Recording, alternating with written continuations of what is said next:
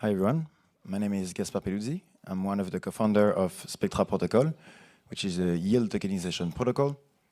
We are working at the forefront with a stablecoin issuer in some use cases that I'm going to present later. But first, mostly today, what I want to introduce and to highlight is basically the evolution of the stablecoin landscape, mainly with yield-bearing stablecoins.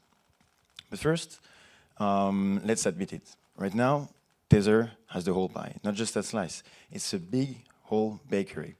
And we are seeing slightly different competitors arriving in this landscape, and I'm going to explain why and how. First, to pay respect with you, it's not just big, it's printing.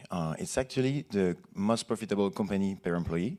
And as you see, like over 1 billion operating profit, I think in this quarter already, more than 150 billion market cap. It's just huge, predominant in this sector.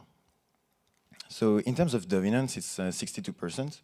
You have a Circle USDC just over there as well. And then dozens of competitors that are trying to do something different. Basically, they're not just trying to be payment rails. That's just a few of them. For example, go from Aave, USDT from Messina. You have CRV USD, Bold, USDS, but you have a lot of other from FX Protocol, from Rings, from Resolve. Really a lot of stablecoins, especially during the past year, we saw a lot of new stablecoins. But basically, they're not trying to be just the payment rails. They're trying to say something different, which is, what if you were able to do more with stablecoins and earn some yield on top of this? Just to recap a bit where we are, 2 years ago, those yield-bearing stablecoins, it was 0.5% of the total amounts in terms of volume, liquidity, sorry, for stablecoins. So basically nothing. Fast forward 2 years, it's 5%. Still very small, but we see a clear uptrend. It's now a proper category of its own, and it's slowly but surely eating on Tether pie. That's a 10x improvement in 2 years, from basically a rounding error to a proper category. So what fueled this growth? Well, basically 2 magic words, yield and composability. It's not just holding stablecoins, it's holding yield-bearing stablecoins that can be plugged in DeFi and used there like money Legos. The StableWatch app coined the term yield paid out, and basically they try to recompute and visualize how much yield was paid to users, so depositors, usually in their stablecoin vaults, so that's something we're going to see later. And it's about above 600 million since basically 2 years, and we can see it's growing quite a lot. Currently it's about 2 million daily redistributed to users on a still very small a bit above 10 billion economy. So what are these yield sources? Just to recap what we see here, on the left you have the stable coins, so really like the dollar unit that you're exchanging. Then you have the yield component, which is basically the vaults or the main deposit place where you can natively generate yield with your stablecoins. This yield can be of different sources. For example, sometimes it's from the on-protocol economy, like with Aave and Go or with Curve. Sometimes it's T-bill, like Tether mainly, but this time they're actually being redistributed to the users. And sometimes it's from DeFi utilization, for example, in the level case. So different yield sources. How they try to compete between themselves? Well, you have a yield-bearing basis, and then they are reused into DeFi, into lending markets, for example, on Morpho as collateral.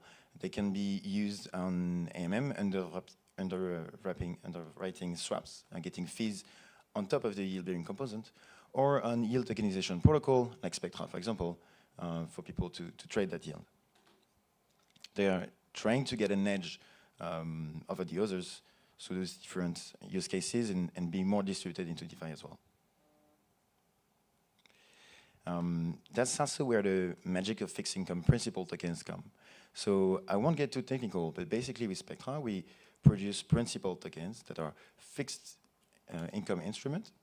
And basically what you have is a token that represents a predefined value that you can redeem at maturity. So it's basically getting a dollar for less than a dollar. Let's say 95 cents of a dollar, and you will get your dollar back in a few months.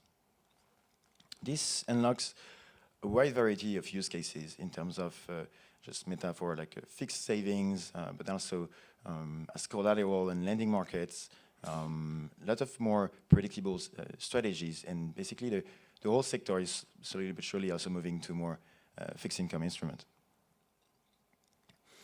And yeah, so the fixed income component is offering an edge for all those yield-bearing stablecoins between themselves. We have saw a huge growth in terms of like just stablecoins being tokenized into principal tokens that put as collateral, a lot of looping strategy. Talking to DeFi managers, that's like currently one of the biggest demand that we have. And this just keeps growing. And now in terms of final words, the question is not longer like, is this going to grow market cap-wise? It's mostly, are we going to be able to distribute the stablecoins to the real user, to the general users, not just the farmers and the money makers purely in DeFi, but more to the institutional player and with really much predictable yield. If they crack that, then it's not just Tether that they're eating, it's the whole stablecoin economy that is going to evolve quite a lot. Thank you very much, and if you have any question, I'm available for this.